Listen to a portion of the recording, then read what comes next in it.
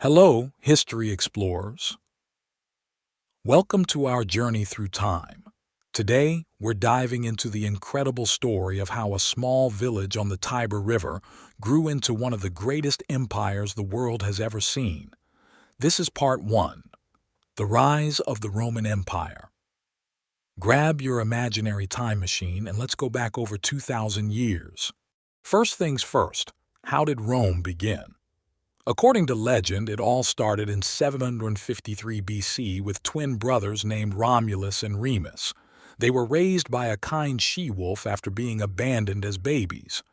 Romulus eventually founded the city of Rome and became its first king. While this is a fun myth, historians think Rome started as a simple farming settlement around that time.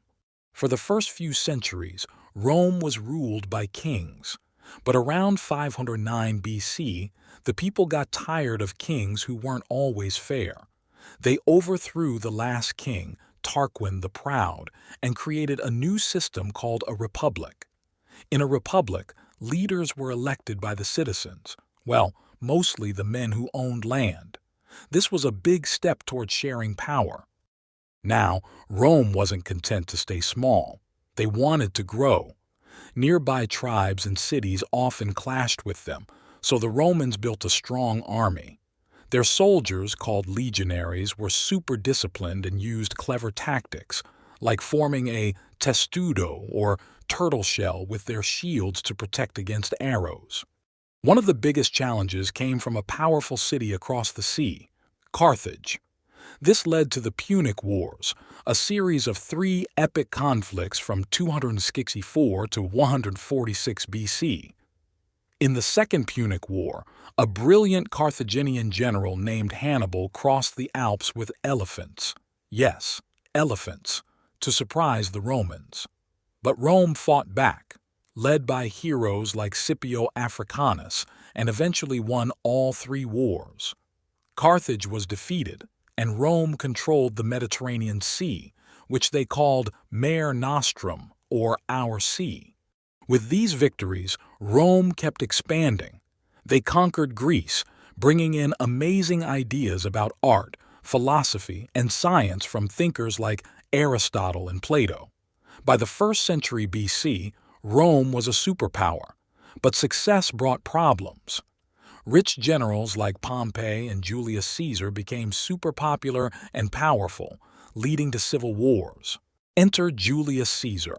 He was a brilliant leader who conquered Gaul, that's modern-day France, and even crossed into Britain. In 49 BC, he famously crossed the Rubicon River with his army, starting a civil war. He won, became dictator for life, but some senators worried he wanted to be king. On the Ides of March in 44 BC, he was assassinated. Sad end, but his adopted son, Octavian, would change everything. After more battles, Octavian defeated Mark Antony and Cleopatra in Egypt. In 27 BC, the Senate gave him the title Augustus, meaning the illustrious one. He became the first emperor, marking the end of the Republic and the start of the Roman Empire. Augustus brought peace, built roads, and made Rome beautiful with marble buildings. Under Augustus, the empire stretched from Britain to Egypt and from Spain to Syria. It was a time of growth and innovation. Romans invented concrete, which helped them build amazing structures that still stand today. And that's how Rome rose from a tiny village to a mighty empire. But what happened next during its golden age? Stay tuned for our next video on the reign of the Roman Empire.